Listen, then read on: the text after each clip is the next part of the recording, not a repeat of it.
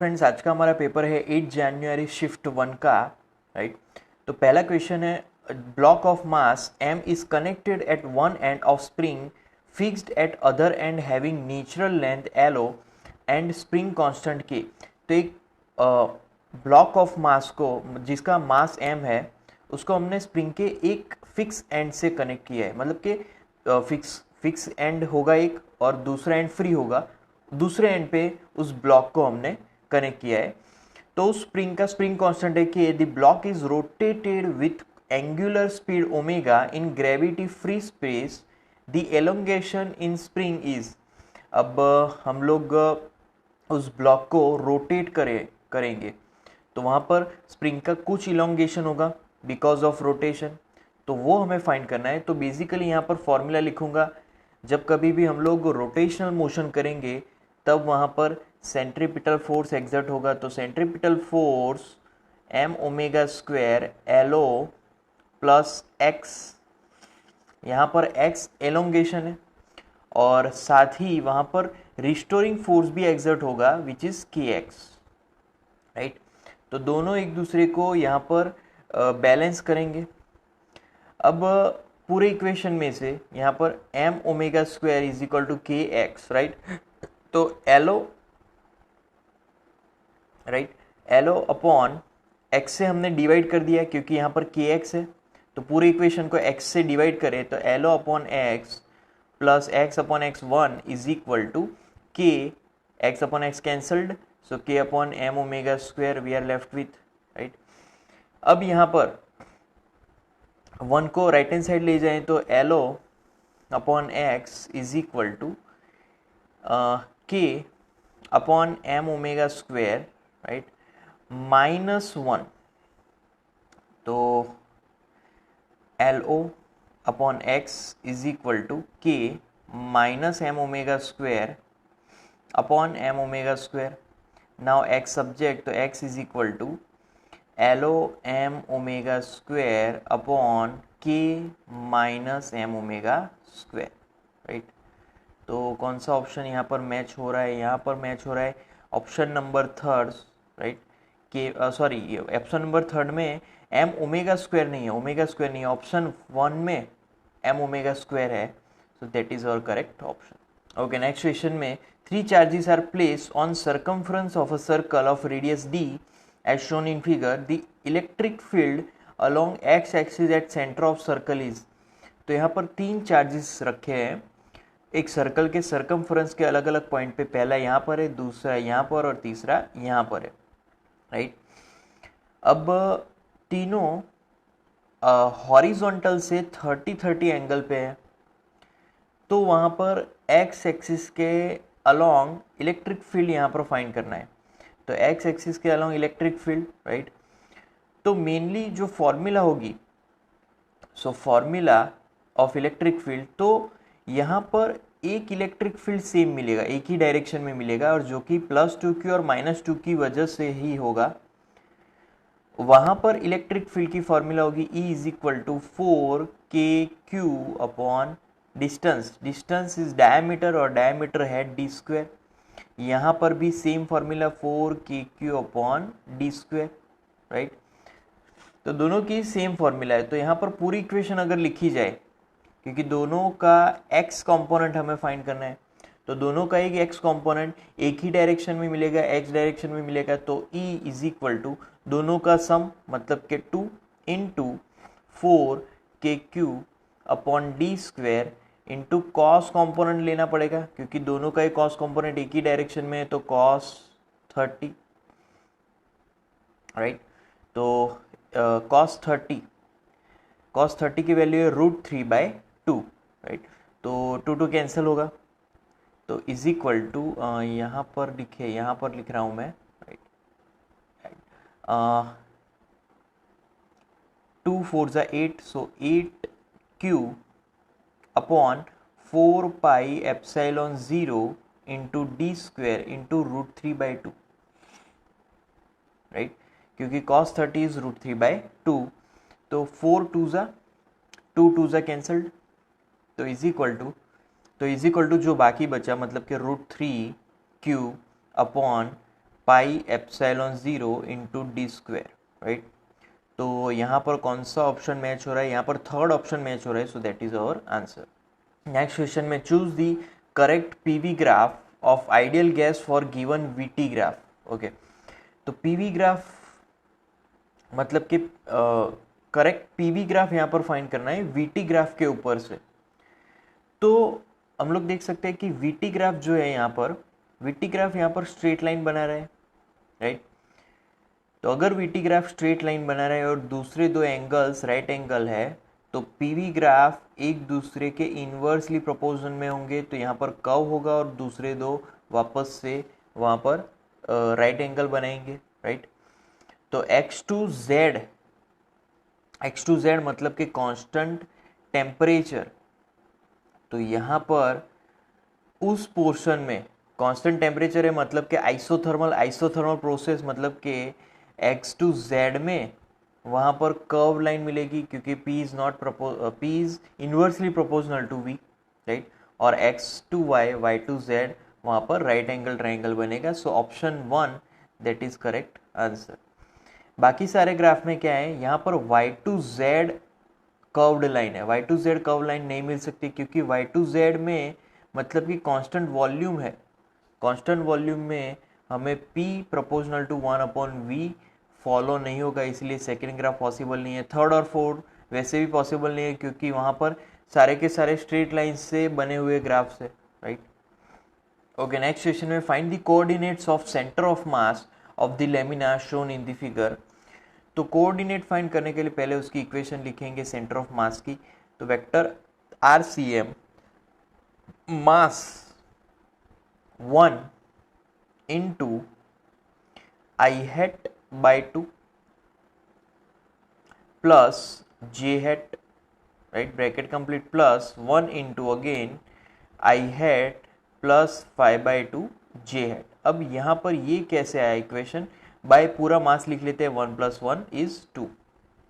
तो x axis में जो हाफ पोर्शन है, right, so I hat by 2 plus Y जो एक्सिस है उसमें फुल डिस्टेंस है, राइट। यहाँ पर अगेन एक्स एक्सिस में फुल डिस्टेंस है, बट वाई एक्सिस में 5/2 J hat आएगा, राइट। तो इज इक्वल टू, अगर इसको हम लोग समेशन करें with I hat J hat, तो I/2 plus I that will be 3/2 I hat plus 5/2 plus 1 that is 7/2 J hat, and complete full division 2, so 3/4 I hat plus 7/4 J hat, right। तो अब यहाँ पर 3/4 means 0.5 and 7/4 means 1.75. So first that is the option, so that is the answer here. Next question में which graph correctly represents variation between relaxation time of gas molecules with absolute temperature T of the gas. तो relaxation time and absolute temperature के बीच का relation है tau proportional to 1/√T। तो दोनों एक दूसरे से प्रोपोर्शन में है, राइट। तो यहाँ पर फर्स्ट ऑप्शन ही करेक्ट आंसर होगा, क्योंकि वहाँ पर स्ट्रेट लाइन मिल रही है मतलब के proportion, right. So that is our answer. Okay, इस क्वेश्चन में if two capacitor C1 and C2 are connected in parallel then equivalent capacitance is 10 microfarad. If both capacitance are connected across 1 volt battery, then energy stored by C2 is 4 times of C1, then equivalent capacitance is they are connected in series. तो पहले तो दो capacitance parallelly connected है, तो दोनों का equivalent 10 माइक्रोफेरेडे था।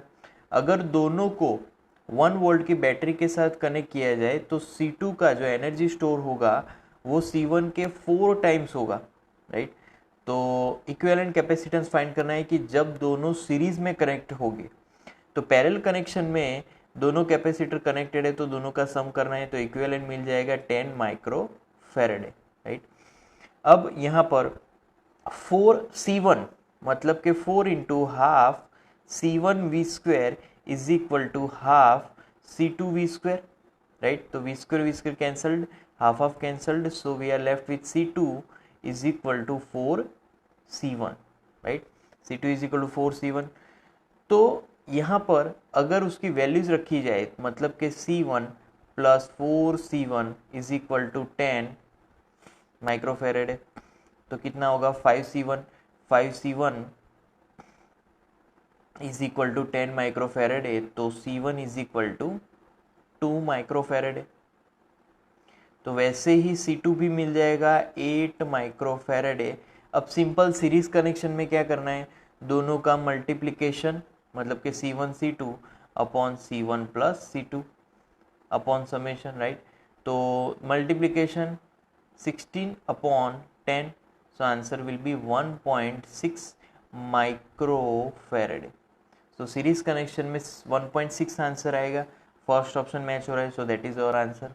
Okay, next question में a rod of mass 4m and length L is hinged at the midpoint. A ball of mass m moving with speed v in the plane of rod strikes at the end at an angle of 45 degree and sticks to it. The angular velocity of system after collision is, right? तो यहाँ पर एक तो rod लिया है 4m, उसका length है L, उसको मिड पॉइंट से कनेक्ट कर दिया है। अब एक बॉल जो कि m मास वाला है, v स्पीड से वो 45 एंगल पे रॉड पे कोलाइड होने वाला है। So the angular velocity of system after collision ये फाइंड करना है। तो angular momentum, right, angular momentum before system, angular momentum after system, initially and finally. So angular momentum mv upon √2 into 1/2, right. This is angular momentum formula is equal to, दूसरी formula है I into omega. अब I मतलब moment of inertia, moment of inertia होगा 4m क्योंकि mass 4 times है, into L square upon 12, rod है तो उसके अकॉर्डिंग हमने यहाँ पर फॉर्मूला लिखी, plus ml square by 4 into omega, right. तो अब ओमेगा को सब्जेक्ट बनाएंगे, ओमेगा इज इक्वल टू, पहले तो mm कैंसिल हो जाएगा पूरे इक्वेशन में से, राइट। तो बाकी बचेगा, वो अगर लिखे तो बाकी बचेगा 6v अपॉन 7√2 इंटू L। सो 3√2v अपॉन 7L। सो कौन सा ऑप्शन मैच हो रहा है यहाँ पर, फर्स्ट ऑप्शन मैच हो रहा है, so that is our answer. Okay, next question में 2 photons of energy 4 electron volt and 4.5 electron volt incident on 2 metals A and B respectively. Maximum kinetic energy for ejected electron is Ta for A and Tb is equal to Ta minus 1.5 electron volt for metal B. Relation between de Broglie wavelength of ejected electron of A and B are lambda B is equal to 2 lambda A. The work function of the metal B is. तो यहाँ पर पहले तो दो metals के मतलब के दो इंसिडेंट, दो फोटॉन्स दो मेटल्स पे इंसिडेंट हो रहे हैं, दोनों के maximum kinetic energy for ejected electron, दोनों के यहाँ पर TA एंड TB का रिलेशन दिया है, TB is equal to TA minus 1.5 electron volt, और उनके डी ब्रोगली वेवलेंथ का भी रिलेशन दिया है, lambda B is equal to 2 lambda A। तो यहाँ पर B का वर्क फंक्शन फाइंड करना है। तो पहले तो लैम्बडा काइनेटिक एनर्जी पे कैसे डिपेंड करता है, तो lambda is inversely proportional to root of kinetic energy, right. तो अगर मैं दोनों का रेशियो लूँ, lambda A upon lambda B is equal to under root of kinetic energy B upon kinetic energy A, right. तो यहाँ पर वैल्यूज अगर रखी जाए तो 1/2 lambda A upon lambda B is 1/2 is equal to under root. अब kinetic energies दी गई है, तो kinetic energy of B is TA minus 1.5 and kinetic energy of A is TA, right. तो is equal to TA, after calculating we will get TA is 2 electron volt. तो kinetic energy of B कितनी मिलेगी, तो TB is equal to simple values रखे तो 2 माइनस 1.5, तो answer होगा 0.5 इलेक्ट्रॉन वोल्ट, राइट, TB। अब वर्क फंक्शन फाइंड करना है, तो वर्क फंक्शन की फॉर्मूला है 5B इज इक्वल टू, तो 4.5 इज गिवन, तो 4.5 minus 0.5, so that will be 4 electron volt. So कौन सा ऑप्शन मैच हो रहा है, फोर्थ ऑप्शन मैच हो रहा है, so that is our answer here. Okay, next question में there is a potentiometer wire of length 1200 centimeter and 60 milliampere current is flowing in it. A battery of EMF 5 volt and internal resistance of 20 ohm is balanced on potentiometer wire with balancing length 1000 centimeter. The resistance of potentiometer wire is, तो यहाँ पर एक तो resistance find करना है, right. Resistance के लिए हमें पहले तो वोल्ट, जो इसका वोल्टेज होगा, जो पोटेंशियल डिफरेंस होगा वो फाइंड करेंगे। तो Vp इज इक्वल टू 5, जो कि उसका EMF है, मतलब फॉर्मूला इज E अपॉन जो उसका लेंथ है E अपॉन L, राइट। तो Vp sorry values are 5 upon 1000 is equal to Vp upon total length, right? So 5 upon 1000, इसको अगर करेक्ट वे से लिखे, राइट, ओके, तो फॉर्मूला है Vp upon L is equal to total EMF upon total length, right. तो 5 upon 1000 is equal to Vp upon 1200. So Vp is equal to, we will get 6 volt.